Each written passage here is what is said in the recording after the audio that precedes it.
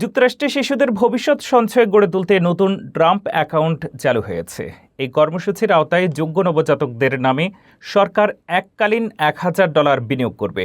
পাশাপাশি পরিবার, নিয়োগকর্তা এবং দাতব্য সংস্থাও অতিরিক্ত অর্থ জমা দিতে পারবে। সমর্থকদের মতে এটি দীর্ঘমেয়াদে সম্পদ গঠনে সহায়ক হলেও সমালোচকদের প্রশ্ন, নিম্ন আয়ের পরিবার কতটা উপকৃত হবে? যুক্তরাষ্ট্রে শিশুদের ভবিষ্যৎ আর্থিক সুরক্ষা নিশ্চিত করতে নতুন উদ্যোগ চালু করলেন president Donald Trump. White house থেকে নিউ ইয়র্ক স্টক এক্সচেঞ্জ এবং নাসডাকের কর্মকর্তাদের সঙ্গে প্রতীকীভাবে উদ্বোধন করা হয়েছে ট্রাম্প অ্যাকাউন্ট কর্মসূচির। এই কর্মসূচির আওতায় 2025 থেকে 28 সালের মধ্যে জন্ম নেওয়া যোগ্য মার্কিন নাগরিক প্রতিটি নবজাতকের নামে সরকার এককালীন $1,000 জমা দেবে। এই অর্থ সরাসরি একটি স্বল্প খরচের ইন্ডেক্স ফান্ডে বিনিয়োগ করা হবে, যাতে দীর্ঘমেয়াদে সম্পদ গড়ে তোলা যায়। ট্রাম্প জানান, ইতিমধ্যে 5 লাখের বেশি শিশুর অ্যাকাউন্টে $1,000 করে জমা দেওয়া হয়েছে। এছাড়া বিভিন্ন বেসরকারি প্রতিষ্ঠান ও দাতারাও অতিরিক্ত অর্থ দেওয়ার প্রতিশ্রুতি দিয়েছেন।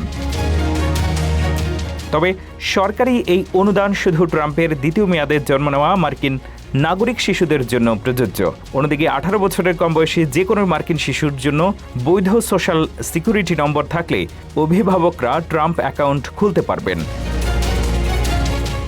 অ্যাকাউন্টধারী 18 বছর পূর্ণ হলে এই তহবিলের নিয়ন্ত্রণ নিজের হাতে পাবেন।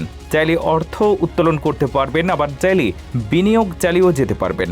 তবে উত্তোলনের সময় বিনিয়োগ থেকে অর্জিত লাভের উপরে কর দিতে হবে। এছাড়া বাবা মা, পরিবারের সদস্য, নিয়োগকর্তা কিংবা দাতব্য সংস্থা বছরে সর্বোচ্চ $5,000 পর্যন্ত এই অ্যাকাউন্টে জমা দিতে পারবেন।